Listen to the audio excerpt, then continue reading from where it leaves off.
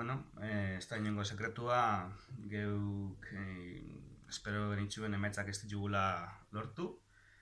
Geure apostua aldaketaren aldeko gobernu progresista bat eratzea zen, eta horretarako indar politiko sendo bat behar gauen kongresuan.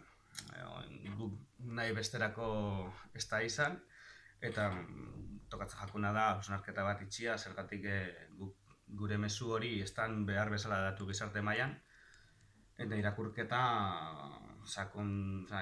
oinbida poliki eta sakon, hausnartzeko segatik gizarteak erabaki dauen eskubiari are indar gehiago ematia. Jungo gara ikusten ungo egunetan non ez dugun zertau, segatik gure eskaintza politikoak ez gu behar bezala indartu. Baina, bueno, jaiki, hausnarketu eta poliki zintzotasunez eta gure eguneroko lanaz erakutsi jendeari gu ez garela etorri bi eguntara lan egitera, baizik eta poliki gizarte honi aldaketa sendo bat eskaintzera. Edan ez da beltza ikusi behar besta, ikusi behar nun indogun ondo, eta adibidez Katalunian eta Euskadin argi dau mantendu indogula eta portzentaiak igo indiela. Orduan, lekuren batzutan bai ematen dagoela hobetzen joan garela. Eta alde horretik, adibidez, arrasaten 6-7 puntuko abstentzio gehiagorekin, guk 1 boto gehiago lortu ditugu gutxi gara bera. Orduan, bueno, ez da guztiz dana beltza. Hori da, aurrera behira zein beharko du edo zein dezake Unidos Podemosek?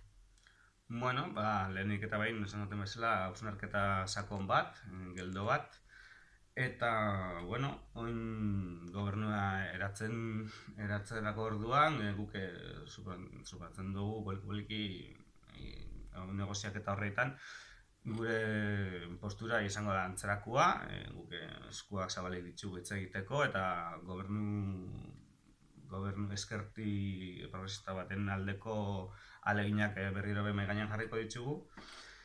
Eta, bueno, bion ikusiko dugu ze gobernu eratzen dan, nolan konformatzen dan kongresua, eta behin hori ikusita, ondion ezin dugu esan zen norabide hartu behar dugun ikusi arte nolan konformatzen dien posizio ezberdinak.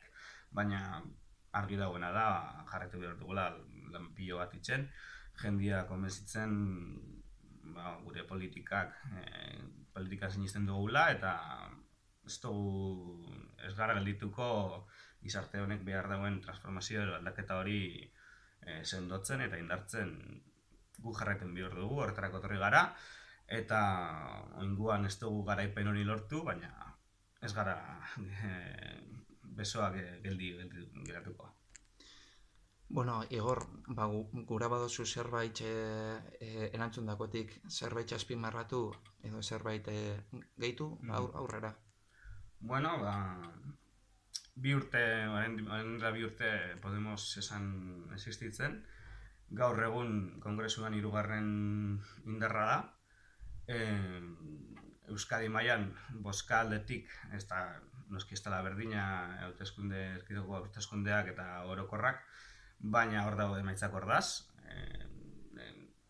indartsu sartu gara euskal gizartean, hori ezin daukatu, eta horren gure lana izan bida, gurgan jarretako konfiantza hori erakutsi jendea bentakon balio dauela, eta gure lanan eta borondatearen bitartez poliki mantentzia, sendotzia eta segatik ez, etorkizunerako areagotzia.